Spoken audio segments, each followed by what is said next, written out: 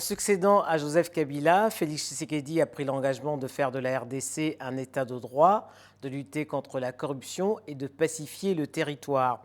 11 mois après, le fils d'Étienne Tshisekedi a-t-il pris ses marques? Léopold Badou, bonjour. Bonjour, madame. L'élection du 30 décembre 2018 est historique car c'est la première alternance démocratique que connaît le pays depuis son accession à l'indépendance. Et contrairement aux nombreux observateurs qui ont été surpris par la victoire de Félix Tshisekedi, vous affirmez que c'était écrit dès l'instant où il a été élu président de l'UDPS. Qu'est-ce qui vous conforte dans cette certitude? La certitude qui me conduit à affirmer l'élection de son Excellence, Monsieur le Président de la République, d'abord, les résultats définitifs proclamés par la Cour suprême de justice, l'instance habilitée pour ce faire. De mon point de vue, les débats est clos. Oui, non, mais vous affirmez que dès l'instant où il a été élu à la tête de l'UDPS, c'est-à-dire le parti qu'a fondé son père en 1982, pour vous, la victoire à la présidentielle était assurée. C'était une étape vers la victoire, parce qu'il ne pouvait pas présenter sa candidature tout en étant secrétaire, simple secrétaire, chargé des affaires étrangères. Donc, à partir du moment où Félix-Antoine Tshisekedi devient le président de l'UDPS, il est donc en posture de postuler à la magistrature suprême. Et donc, son élection à la présidence de l'UDPS marque un tournant décisif par rapport à son parcours qui l'a conduit à la magistrature suprême. C'est ce que j'essaie d'affirmer dans l'ouvrage. Alors, pour vous, cette élection a même une dimension mystique, puisque vous révélez, d'ailleurs le titre de votre livre c'est « Géostratégie et secret d'histoire ». Histoire, oui. Vous révélez d'ailleurs qu'il a reçu l'onction en octobre 2016 d'un certain archevêque Nicolas Duncan-Williams à Accra.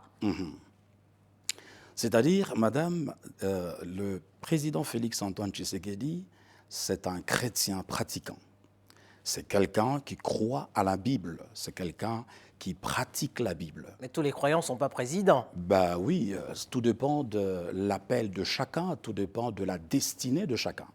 Et donc le président Félix-Antoine Tshisekedi, alors qu'il avait revêtu le manteau du candidat à la magistrature suprême, à la présidence de la République, ses convictions chrétiennes lui ont poussé à aller recevoir la prière de cet archevêque qui figure parmi le rare archevêque africain à pouvoir prier aussi pour Donald Trump.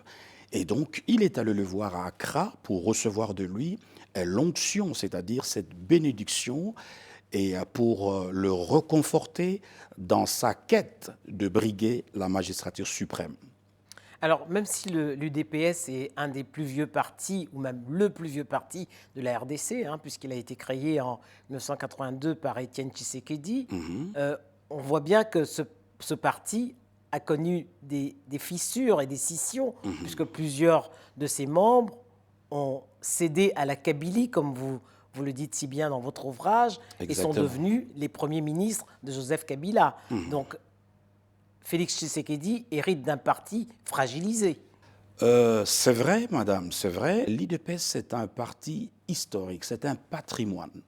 Et donc, en dépit de tous les soubresauts, l'UDPS est resté sur le fondement posé par les 13 parlementaires. Et vous diriez que la victoire de Félix Tshisekedi est une victoire posthume d'Étienne Tshisekedi? Évidemment, madame, nous pouvons l'affirmer dans le sens où le combat de son père ne pouvait pas passer inaperçu. Il a trop lutté, le président Étienne Tshisekedi, pour l'avènement d'un État de droit. Il a trop lutté, il a donné de sa vie pour un État de droit. Et donc, c'est tout à fait normal que n'ayant peut-être pas accédé, n'ayant pas vu son rêve s'accomplir, et que son fils puisse prendre le sceptre du leadership national, n'est que gloire. Monsieur le général Charles de Gaulle a dit, on ne donne la gloire qu'à celui qui la rêve. Alors, si Étienne Tshisekedi a combattu Kabila, père et fils, Félix Tshisekedi, lui, a fait le choix de l'alliance avec Joseph Kabila, alors qu'il a toujours contesté sa gouvernance. Est-ce que ce n'est pas surprenant? Ce n'est pas surprenant, madame. Le président Félix-Antoine Tshisekedi est élu à la magistrature suprême, mais il se trouve qu'il n'a pas la majorité au Parlement. Son alliance avec M. Vital Kamerhe n'a pas la majorité au Parlement. Oui, mais cette alliance est antérieure aux élections parlementaires et des gouverneurs, l'alliance avec Joseph Kabila. Non, madame, il n'y a jamais eu d'alliance avant les élections présidentielles et législatives. C'est lorsque nous nous sommes retrouvés dans ces cas de figure où, disons, le rassemblement, le Front commun pour le Congo a la majorité au Parlement, le président Félix-Antoine Tshisekedi est élu, il n'a pas la majorité au Parlement, c'est tout à fait normal, madame, qu'une coalition soit mise en place pour une gouvernance commune. C'est ça, donc, la vérité, madame. Ce n'est pas la lecture qu'on fait. Maintenant, chacun peut dire ce qu'il a envie de dire, mais c'est ça la vérité, madame. Alors, parmi les priorités que s'est fixé Félix Tshisekedi, il y a l'économie, sortir d'une économie de dépendance pour aller vers une économie de production qui profiterait plus aux Congolais qu'aux étrangers. Comment s'y prend-il? Le président Félix-Antoine Tshisekedi travaille par rapport à ses promesses des campagnes en mettant en place un programme de gouvernance qui tient compte de la sécurité du peuple congolais, qui tient compte du bien-être du peuple congolais et donc qui tient compte également de la réalité de la corruption contre laquelle il lutte acharnement. Madame, vous êtes sans savoir que le Congo perd plus de 10 milliards de dollars chaque année du fait de coulage de recettes. Et donc, c'est une des priorités de sa gouvernance. Alors, on va passer également au plan politique, puisqu'on voit bien que Félix Tshisekedi a décidé de renforcer la diplomatie régionale. On voit bien que pour ses premières visites, il s'est rendu en Angola, au Kenya et au Congo. Mais quid du Rwanda et du Kenya, dont vous dites qu'aujourd'hui, ils ont décidé de ne plus déstabiliser la RDC? Madame, lorsque le président Félix-Antoine Tshisekedi arrive au pouvoir, il hérite d'un pays totalement isolé. Et donc c'est tout à fait normal que la première ligne de sa politique étrangère, la première ligne stratégique telle que tracée par le stratège de son entourage, commence par renouer le lien avec tout le pays, n'est-ce pas, limitrophe. Et donc l'Angola, qui est une puissance régionale, et donc à l'Angola, le Kenya, le Congo-Brazzaville, et ensuite il a mis en place une stratégie de bon voisinage avec le Rwanda, l'Ouganda et le Burundi. Et ensuite, il devait absolument sortir du cadre sous-régional pour aller en dehors du continent africain. Et notamment en reliant les liens avec les États-Unis. Exactement. Il a réservé la primeur de sa sortie en dehors du continent africain à l'hyperpuissance américaine. Et c'est là où nous avions dénoté, madame, des indicateurs, des indications, des ingrédients de la géostratégie. Il va donc recourir à une hyperpuissance. Vous savez, madame, que tous les États fragiles, à un certain moment de leur histoire, ont recouru aux alliances.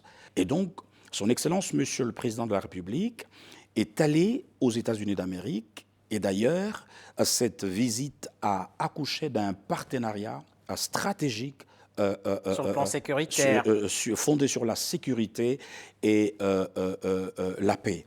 Et le soutien également pour la lutte contre Ebola. La lutte contre Ebola, madame, c'est là où le président Félix-Antoine Tshisekedi a déployé toute son énergie.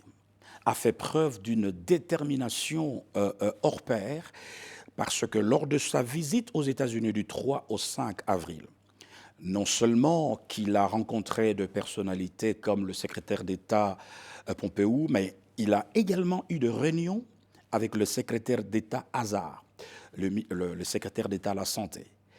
Et il a eu de réunions avec des experts de l'USAID. Il a eu de réunions avec le Centre de contrôle et de prévention de maladies dirigé par Robert Redfield.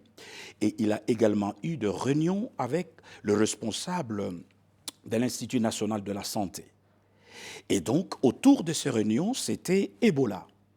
Et lorsqu'il quitte les États-Unis, le 16 avril, il est à Beni pour se rendre compte. Il a lui-même piloté toute la stratégie. Et quand il rentre de Beni, il va défaire le leadership du comité mis en place pour la riposte contre la riposte de la maladie à virus Ebola. Un autre mot encore sur la politique, la diplomatie étrangère. Quid des relations avec la France et puis avec la Belgique aujourd'hui? Et donc, après les États-Unis d'Amérique, aujourd'hui, les relations sont normalisées avec la Belgique. Vous saviez que lorsque le président Félix-Antoine Tshisekedi arrive au pouvoir, les relations avec la Belgique sont totalement chaotiques.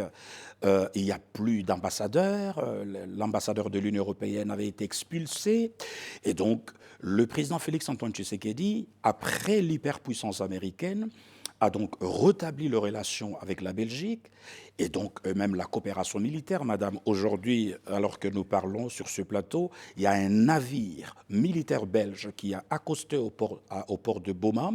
Et donc là, il y a la reprise de la coopération militaire avec la France. Et donc les relations sont au beau fixe aujourd'hui avec le président français qui d'ailleurs venait va renforcer la coopération sécuritaire également le soutien contre les de la groupes armés. France et à la République démocratique du Congo avec une enveloppe de 65 millions d'euros. Et donc l'échange des renseignements, le soutien contre les groupes armés et le soutien à la gratuité de l'enseignement décrété par son Excellence Monsieur le Président de la République. Donc pour vous, Léopold Mbadou, ce premier bilan, l'an 1, plutôt satisfaisant. Il est satisfaisant, madame, il est satisfaisant. Les fondements sont en train d'être posés pour que la République démocratique du Congo s'engage résolument vers l'émergence, en quittant cette économie à faible revenu pour réellement s'engager vers l'émergence et le développement de la nation. Léopold Mbadou, merci. C'est moi qui vous remercie, madame.